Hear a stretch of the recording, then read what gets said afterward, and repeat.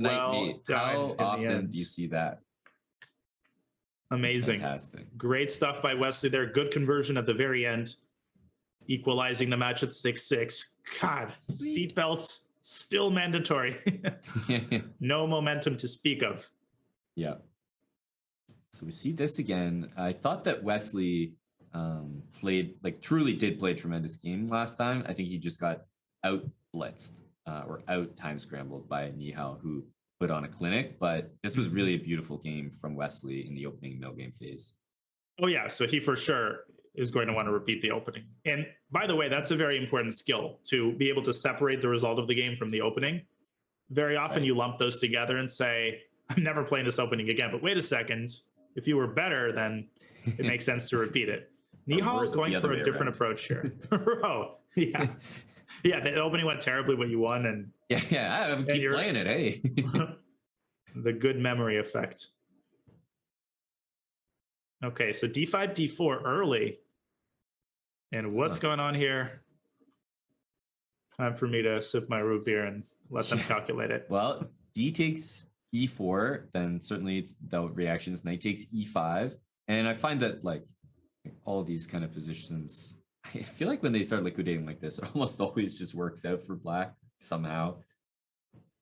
Yeah, but I think specifically in this position, given the placement of white's pieces, that was quick. I like Wesley's position e5. Maybe Nihal should consider knight e4. Yep. But I was thinking, hey, the f takes g3 position is really not so bad. So c takes d4, and if knight g3, f g3, you play king h2, and you've got a pretty fun position to play with the open f file.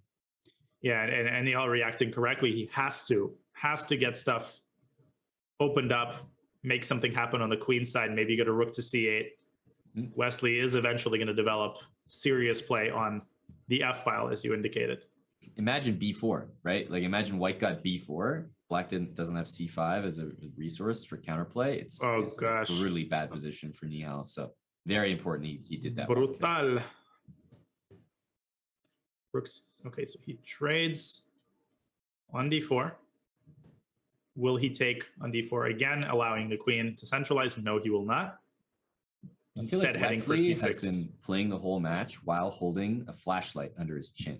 Like, he's like telling a ghost story the entire time. Right. Gathered around the campfire. And that's difficult. Yeah, I mean, that kind of multitasking. I mean, if he wins the match, it'll be the first time somebody won a match while holding a flashlight under the chin. If he loses the match, it'll be the first time somebody lost the match. So it's a win-win while holding a flashlight under their chin. Wait a second. Queen d3 and rook b1, and you hold on to the queen's trapped. Queen is trapped. Yeah, that's it. And you can just see knight takes e5. You don't even get a piece because of queen h7 check. It's just resigns. Oh, yeah. That is a brutal way to go. Yeah, you're...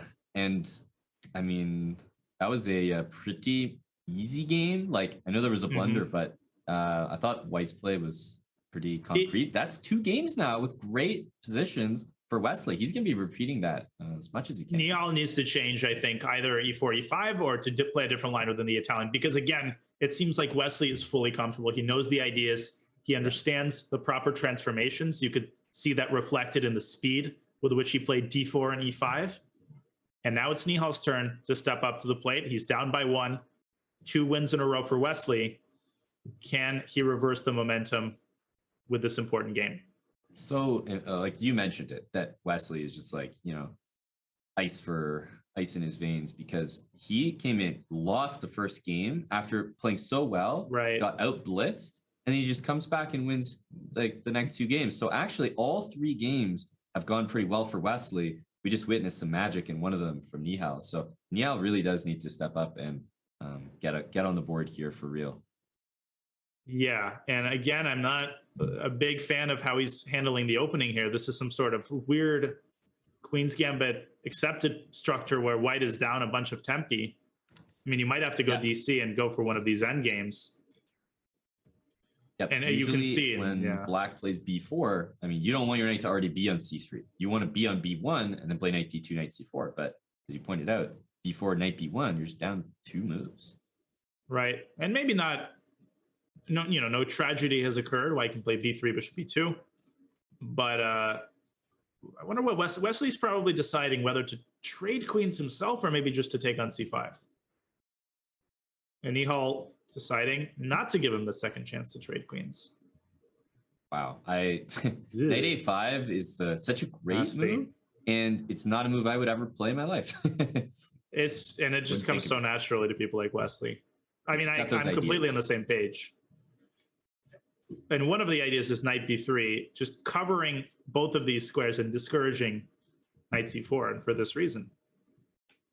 This is trouble for Nihal. Bishop b4, castle or rook d8. Oh my goodness. Rook d. I wonder. I think you're probably supposed to play rook d8, not castle. Somehow the king looks a little odd on the c file. Yeah, it's the exact same idea. Well, knight e1, and as ugly as White's position looks, or maybe even knight fe5, it's or not. Knight ce5. So that was my one thing about castling. Knight ce5 has bishop takes a6, and it's like just a little weird. Right, and knight c1, rook c1, and all of a sudden black and resigned. Yeah, exactly. Whoops. Didn't mean to do that. He goes knight fe5. Yeah, I would be worried about moves like rook d5 here, aiming to double on the d file, and White just might run out of gas here defensively. Yeah, the knight on b3, it's doing the maximum. So it's got to be. You could even play knight g4. Crazy move. Wow. Rook takes d3. Rook takes d3. Crazy move. What a move. Knight takes d3, rook d8. Nasty. Knight e5. And then what did g4. Wesley see here? Oh, this is incredible. Knight takes g4. No, it's actually, I think it actually rook takes d3. And you don't need to take with a bishop. That's disgusting. The rook's trapped on you b1. saw that instantly. That's the effect of getting this knight to b3. And the rook's trapped on b1 and the bishop's trapped on c1. Every piece is trapped.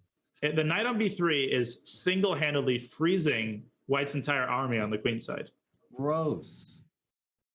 And Wesley is, he is smelling blood here, and he is pouncing. This is a masterful performance. Nihal trying to find some way to keep his material intact. But I don't see it. If Wesley sees knight g4, that might basically end this game. Because the thing is, a lot of times as White in these positions, you understand your opponent's intent, so you play rook takes d3. But the problem here is after bishop takes rook d8, you're faced with the same issues. Back rank mate is still pinned. Anyway, look at this. Even nicer, right? It's just the same threats are there. The gorgeous game. Gorgeous. Amazing. Yeah, rook d8, and White is literally just out of moves. This is resignable. Yeah, and you could take f7 in the end, but that's not going to help. That was a filthy game. That was 18 moves.